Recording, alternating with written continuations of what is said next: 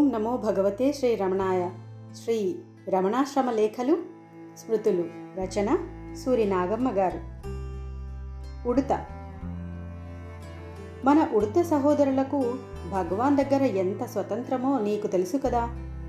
2-3 ఏళ్ల క్రితం ఆ ఉడతలలో బహు చలాకీగా అల్లరి చేస్తూ ఒక చిలిపివాడుండేవాడు.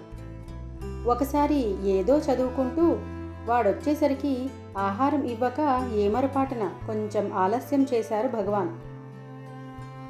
శ్రీవారు స్వయంగా నోటికి అందిస్తే కాని తినేవాడు కాదా కొంటె.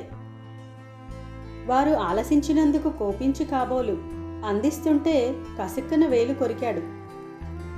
భగవాన్ చకితులై, అరే దుష్టపిల్లవాడా, వేలు కొరికావే, ఇక నేను పెట్టను పో అని మందలించి తమ చేతితో ఇవ్వటం మానేశారు కొన్నాళ్ళు. వాడూరుకుంటాడా? కాళ్ళా వేళ్ళా పడి ప్రార్థించటం మొదలుపెట్టాడు. పప్పు కిటికీలో పోసి సోఫా మీద పెట్టి తినమన్నారు భగవాన్. ముట్టుకోలేదు. వారు చూసి చూడనట్లు ఉంటూ వచ్చారు. వాడు కాళ్ళ మీద పాకి, ఒంటి మీదకెగిరి, భుజాలెక్కి ఏదేదో చేస్తుంటే, చూడండి వీడు నా వేలు కొరికి నేను పప్పులివ్వకుంటే తన తప్పు తెలిసి ప్రాధేయపడుతున్నాడిప్పుడు అని భగవంతులందరితో చెప్పి, అరే నీవెందుకు నా వేలు కొరికావు, అందుకే నేనివ్వను, నీకదే శిక్ష, అదిగో అక్కడుంది పప్పు, అది తిను అని కొన్నాళ్ళు తోసివేశారు. వాడు తన పంతం విడవలేదు. రోజులు గడిచినవి.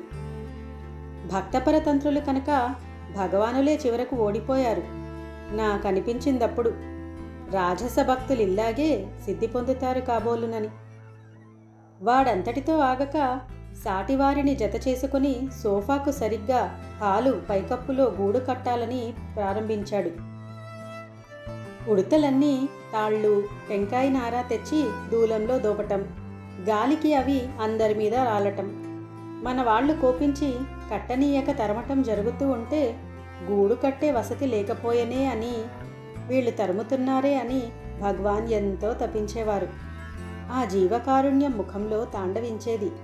ఆ దృశ్యం చూసే అప్పుడొక పద్యం రాశాను.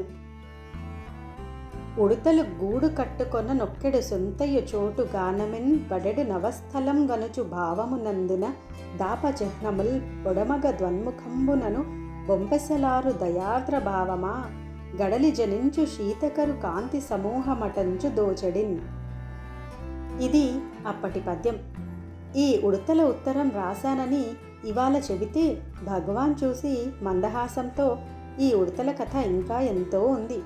మొదట ఈ పై దూలం దగ్గర వాటికి పెద్ద గూడు ఉండేది. పిల్లలకు పిల్లలుగా వాటి సంసారం పెద్దదయింది. సోఫా మీద వాటి ఇష్టం వచ్చినట్లు చెర్లాటలాడేవి.